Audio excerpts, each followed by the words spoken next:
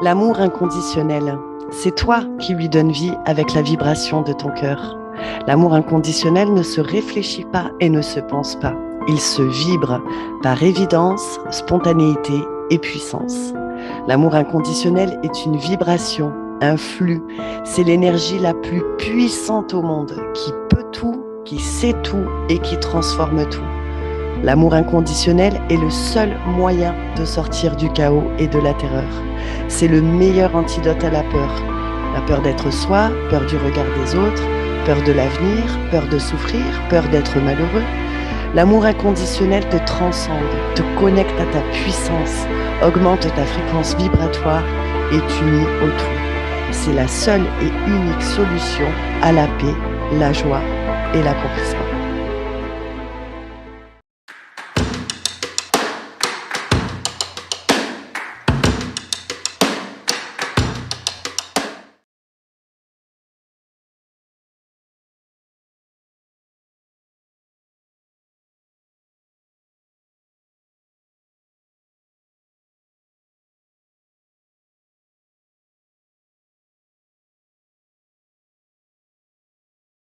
Et du coup, quand je te vois, je te sais, eh bien, je t'aime. Et là, on arrive dans le véritable nœud de tout.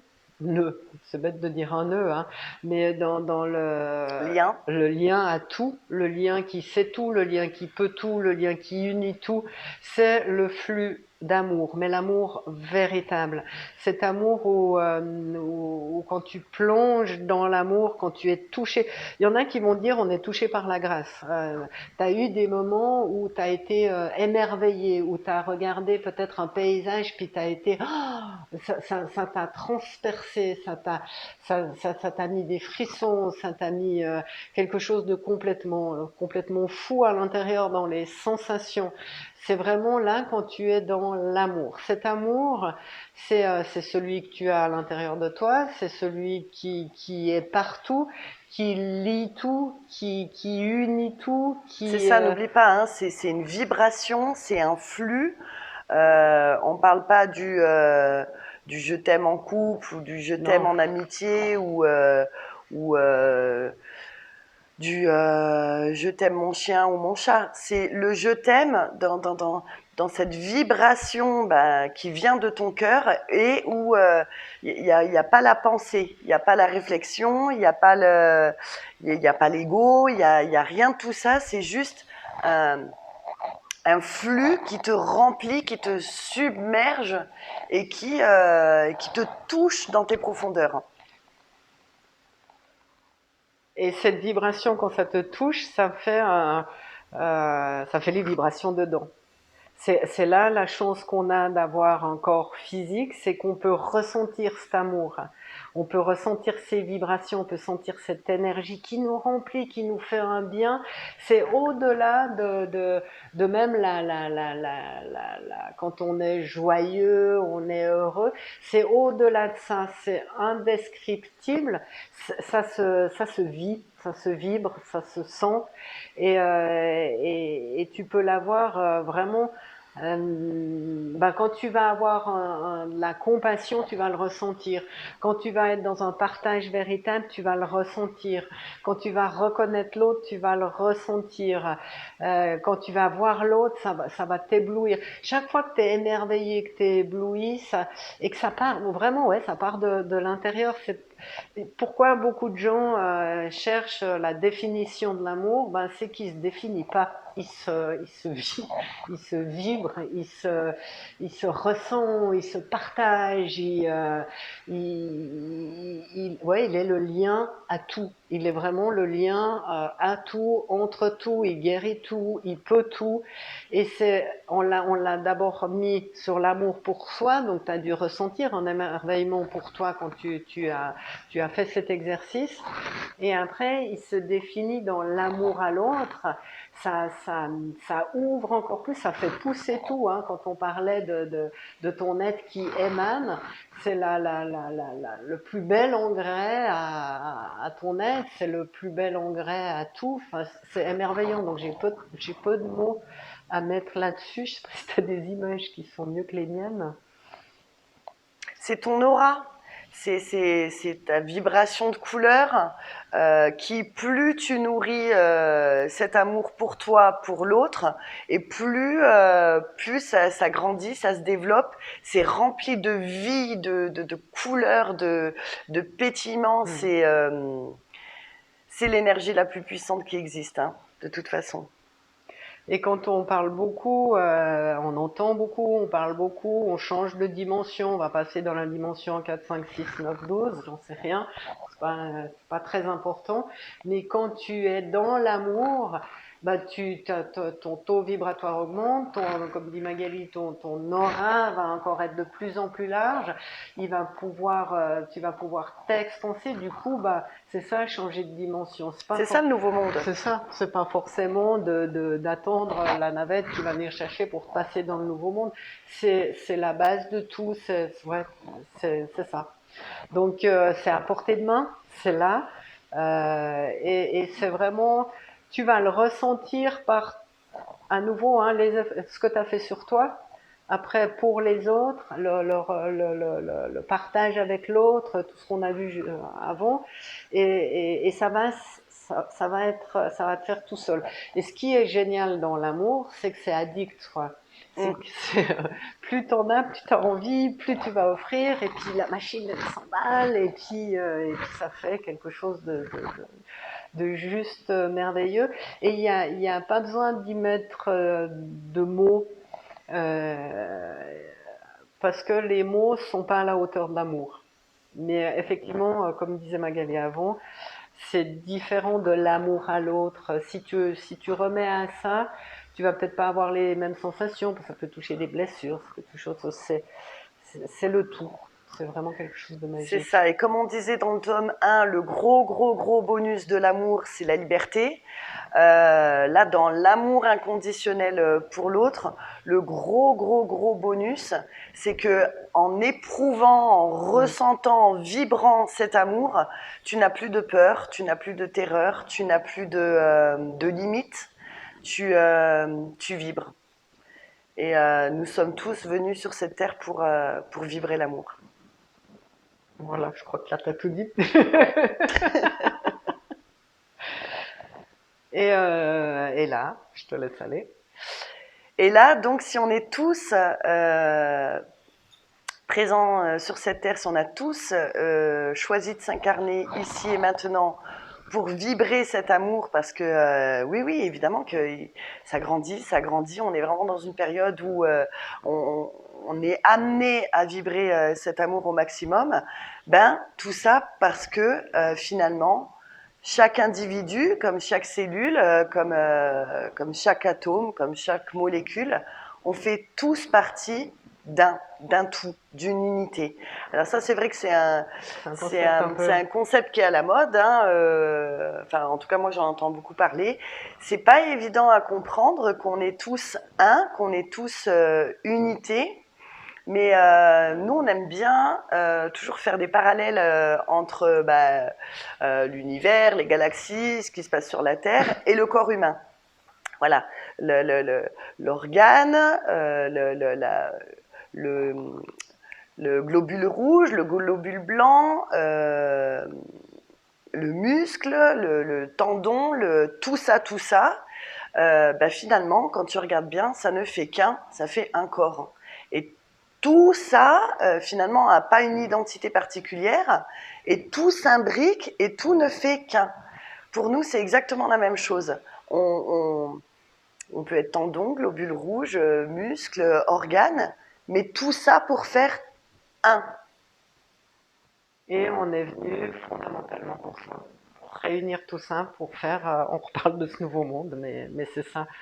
Et on l'a vu dans la partage, solidarité, reconnaissance, je te vois.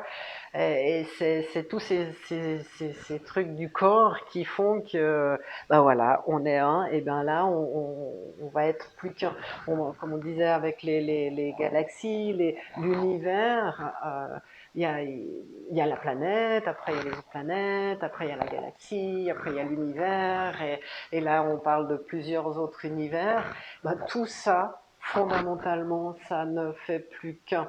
Avec notre identité, mais si l'organe est organe et si la globule est le globule, c'est parce qu'ils vont se réunir, qu'ils vont amener un édifice incroyable. En somme, c'est amener l'amour dans la matière. Voilà, c'est vraiment ça.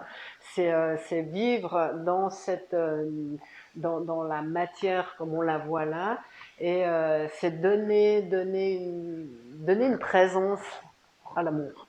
C'est ça. Ouais.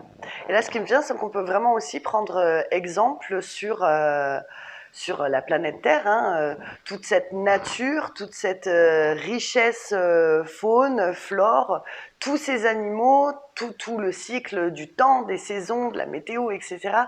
Tout ça, ben, ça ne fait qu'un, finalement. Et on dit la nature. On ne C'est dit pas ça. la fleur, l'arbre et la nature, si on rebondit là-dessus, la nature, elle nous offre un merveilleux exemple d'unité. Elle nous offre, elle nous montre, voilà, c'est ça. Être tous un, être en partenariat parfait, être chacun à sa juste place, mais tous ensemble. C'est pour ça qu'on est majoritairement, je pense qu'il y a peu de gens qui n'aiment pas la nature, mais on est émerveillés parce elle nous montre une forme magique. Elle nous montre la formule magique. Hein. La nature, c'est vraiment l'exemple qui nous entoure, c'est l'exemple de l'amour inconditionnel. C'est ça. Ça réfléchit pas, ça pense Non. pas, ça juge pas. Ça émane. Ça émane. Et c'est pas pour rien qu'elle est présente devant nous. Hein. Parce qu'on nous montre, elle nous montre le chemin quelque part. Elle nous montre, voilà. Alors on la regarde, on se dit ah ouais c'est cool, c'est bien, mais en même temps c'est un guide incroyable parce qu'elle nous montre tout. Elle nous montre les saisons, elle nous montre qu'il y a des moments, ben, il y a des cycles qui prennent fin, mais ça renaît encore différemment, que dans certains endroits il va y avoir des nouvelles fleurs qui vont s'adapter à un nouveau système. Et il n'y a pas d'aigreur, il n'y a pas de violence, il n'y a pas de peur. Il n'y a pas de peur. Vraiment, c'est un merveilleux guide qu'on a sous la main. Donc, des fois, quand tu oublies que nous sommes tous un, eh bien, reprends cet exemple de la nature. Tout est parfait, tout est à sa juste place. Et on pourrait, si c'était pas aussi différent, ben ça ferait pas la nature. Et revenons à ça. C'est aussi pas pour rien que on revient à la nature, qu'on vient la comprendre, qu'on vient essayer de revivre avec. C'est notre guide. C'est notre guide de cet incroyable amour, perfection, partage. C'est ça. Et tout ça, tout ça, l'amour, ce grand tout qui dépasse tout, qui est tout, qui unit tout, c'est divin. Si on devait mettre un mot au divin, dans la matière, dans ce qu'on peut réaliser comme ça, eh bien, l'amour est divin. Et du coup, eh bien, si nous sommes tous un, si nous formons une super entité, eh bien, on amène le divin sur cette terre. On vient vibrer le divin, on vient se reconnecter, on vient l'émaner, pour le former. On parle souvent du jardin d'Éden. Bah, si on devait mettre une vision du jardin d'Éden, c'est cette union, c'est représenter le divin sur terre parce que l'amour, c'est divin. C'est ça. Ouais. Et pour reprendre le terme divin, parce que pour certains, ça peut être connoté religieux, ce qu'on donne souvent comme définition, comme explication du divin dans nos consultations, le divin, c'est tu vas dans un gastro hein, où tu as vraiment une super belle assiette magnifiquement décorée qui sent bon, qui a des belles couleurs et quand tu manges, quand tu goûtes, c'est divin. Alors c'est une expression un petit peu obsolète hein, qu'on n'utilise plus de nos jours, mais il y a quelque temps on disait encore mais ce plat il est divin. Divin, c'est exactement ça en fait. C'est vraiment le groupe qui est dans cette assiette. C'est la nature qui a donné les bons fruits et légumes. C'est tous les marchands qui ont bien, les maraîchers qui ont bien su s'occuper de la viande, des fruits, des légumes. C'est aussi le chef qui a su magnifiquement bien cuire, s'occuper de ces fruits, ces légumes, cette viande. Et puis c'est aussi le restaurant, le cadre, la belle assiette sur la belle nappe. Et tout ça mis ensemble, ça donne quelque chose de divin.